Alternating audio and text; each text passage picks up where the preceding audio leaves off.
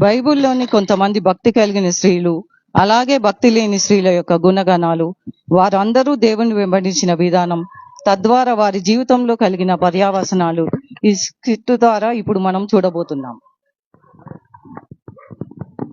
ఎవరు మీరందరూ నన్ను ఇలా చూస్తున్నారు?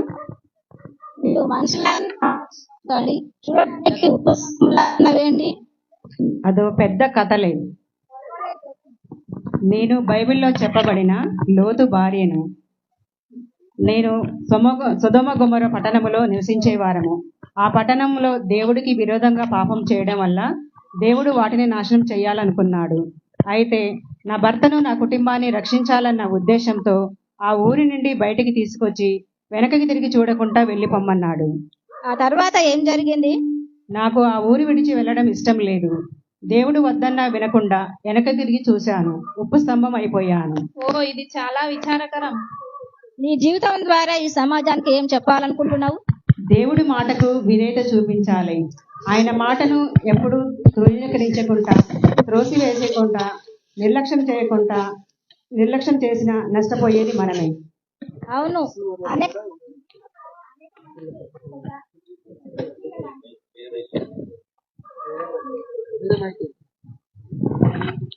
ఇంతకీ నువ్వెవరు? ఆ కుండ పట్టుకుని అలాగే ఉన్నావు. నేను ఇసాక్ భార్య అయిన రిబ్కాను. నా పేరు ఈ కుండ నాకు ఒక గుర్తు. ఆ కుండకి నీకు ఏంటి సంబంధం? నేను ఈ కుండ పట్టుకొని యథా ప్రకారంగా ప్రయాణికుడు అతని ఒంటరి వెంటనే ఎంచుకొని ఆ ప్రయాణికునికి ఒంటలకు నీళ్ళు పోశాను. ఆ తర్వాత తెలిసింది ఏమిటంటే, మా దగ్గర బంధువైన అబ్రాహాము యొక్క దాసుడని. అబ్రాహాము తన కుమారుడైన ఇస్సాకు నిమిత్తము ఒక కన్యకను వెతకడానికి తన దాసుని పంపించాడు. ఆ రకంగా దేవుని చిత్తానుసారంగా మా వివాహం ఏర్పాటయింది. వినడానికి చాలా ఆసక్తిగా ఉంది. నేను అక్కడికి వెళ్ళేటప్పటికి నాకు ఏం తెలియదు. కేవలం దేవుడు నన్ను ఎన్నుకున్నాడు మాత్రమే తెలుసు. ఆయన చిత్తం చేయడం వలన ఈ స్త్రీల జనాంగానికి తల్లిగా ఉండే ఆలోచన నాకు అనుభవించాడు. నీ జీవితం ద్వారా ఇక్కడ ఉన్న యవనస్తులకు ఏం చెప్పదలుచుకున్నావు? దేవుడు మనల్ని పిలిచినప్పుడు ఆయన పిలుపుకు మనం విధేయత చూపిస్తే, దేవుడు చాలా ఉన్నతమైన ఆలోచన కలిగి ఉంటాడు కాబట్టి ఆయన పిలుపుకు మనం విధేయత చూపిస్తే మనం అంతం వరకు మనం చేయబడుకొని మనం నడిపిస్తాడు. కానీ అవకాశాన్ని నేను మాత్రం పోగొట్టుకున్నాను. ఎందుకు? నా పేరు సఫీరా. నేను అననీయ భార్యను. ఆ కాలంలో అనేక మంది తమ ఆస్తులను అమ్మి అపోస్తలుల పాదాల చెంత పెట్టేవారు. సంఘమంతా కలిసి అందరూ సమిష్టిగా ఉండేవారు. ఆ రోజుల్లోనే మేము కూడా మా పొలమును అమ్మి కొంత డబ్బుని దురాశ కొద్ది దాచుకొని ఇంతేనని పరిశుద్ధాత్మ ఎదుట అబద్ధమాడింది. అందువలన నేను, నా భర్త దేవుని శిక్షకు గురి కావలసి వచ్చింది. ఇంటుంటేనే చాలా భయంగా ఉంది. దేవునికి యథార్థంగా ఉండాలి. అబద్ధమాడినా, మోసం చేసినా దేవుని శిక్షకు గురి కావలసి వచ్చింది. నీ జీవితం ద్వారా ఇక్కడ ఉన్న ప్రజలకు ఏం చెప్పదలుచుకున్నావు? అందువలన దేవునికి, మనుషునికి యథార్థంగా ఉండాలి. మోసపోకుడి, దేవుడు ఎక్కిరింపబడడు. మనుషుడు ఏమి విత్తునో ఆ పంట కోయును. ఇంతకీ నువ్వెవరు? నాలాగే సంతోషంగా ఉన్నావు. నా పేరు రూతు. మా అత్తైన నేను మోయాబీరాలిని. నా అత్తైన నయోమి ద్వారా నేను ఇశ్రాయేలు దేవుని తెలుసుకున్నాను. చాలా అద్భుతంగా ఉంది. నువ్వు ఇక్కడ ఉన్న వారికి ఆలోచన లేదు. నీ జీవితం చాలా అద్భుతంగా ఉంది. ఆశ లేని వ్యక్తికి నువ్వు ఇచ్చే సలహా ఏమిటి?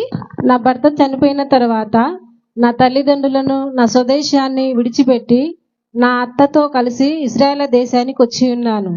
నా జీవితంపై నాకు ఎలాంటి నిరీక్షణ లేదు. నా అత్తైన నయోమి దగ్గరి బంధువు అయిన బోయాజుతో నా వివాహం జరిగింది. మోడుబారిన నా జీవితాన్ని మరలా చిగురింపజేసినాడు.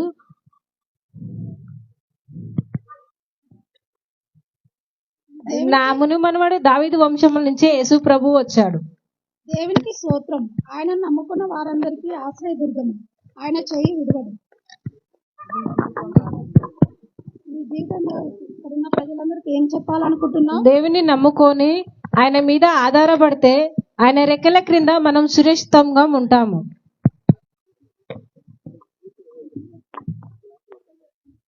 నీ చేతిలో సూది దారం ఉంది ఎందుకు? నా పేరు తబిత. నేను యొప్పేలో ఉండేదానిని. నాకు భాషాంతరమున దోర్కా అని పేరు కలదు. నా పేరుకు లేడీ అని అర్థం. ఇంతకీ నీ జీవితంలో దేవుడు చేసిన కార్యం గురించి చెప్పావా? ఆ దినాలలో నేను చనిపోగా నా శవంను మేడగదిలో శుభ్రం చేసి మేడగదిలో ఉంచగా అక్కడ ఉన్న శిశువులు పేతురు యొప్పేకి దగ్గరలో ఉన్నారని తెలుసుకొని 2 మనుషులను పంపించి పేతురును వెంట పెట్టుకొని తీసుకొని వచ్చారు. అప్పుడు నాతో ఉన్న విధవరాళ్ళు నేను కుట్టినవి అంగీలు వస్త్రములు చూపించి పేతురు గారి దగ్గరికి వెళ్లి బహుగా ఏడ్చారు. అప్పుడు పేతురు గారు మోకాల్లో ఉండి ప్రార్థన చేసి నన్ను బ్రతికించాడు. చాలా సంతోషము. ఇక్కడ ఉన్న వారికి నువ్వు నీ జీవితం ద్వారా ఏం చెప్పదలుచుకున్నావు? దేవుణ్ణి నమ్ముకొని నమ్మకంగా బ్రతుకుతూ ఆయన ఇచ్చిన సామర్థ్యాన్ని ఏమాత్రం తక్కువ అనుకోకుండా మన సత్క్రియలు చేస్తూ ఉంటే ఆయన మనకు తగిన ప్రతిఫలము ఇస్తాడు. అలా నా జీవితంలో చనిపోయిన నన్ను తిరిగి బ్రతికించాడు. అలా ఒక్కొక్కరి జీవితంలో ఆయన తగిన ప్రతిఫలము ఇస్తాడు. దేవునికి స్తోత్రం. ఆమేన్.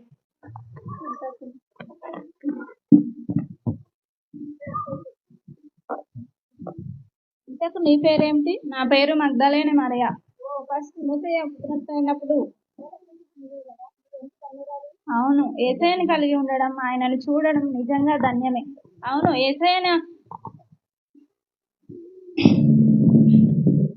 ఎరగక ముందు నేను పాపంలో ఎంతో జీవించేదాను. ఆయన నాలో ఉన్న దురాత్మలన్నీ వెళ్ళగొట్టి నన్ను పరిశుద్ధపరచాడు, నన్ను క్షమించాడు. ఆయన ప్రేమని మర్చిపోలేం, ఆయన లేకుండా జీవించలేం. ఆమేన్. చూశారు కదా, దేవుని మాట విన్నవారు ఎలాగో ఆశీర్వదింపబడ్డారో, దేవుని మాటకు అవిధేయత చూపిన వారు ఎలాగో నష్టపోయారు. కాబట్టి ఇక్కడ మనం అందరం కూడా దేవుని మాటకు ఎల్లప్పుడూ అన్ని విషయంలో విధేయత చూపించాలి. ఆమేన్.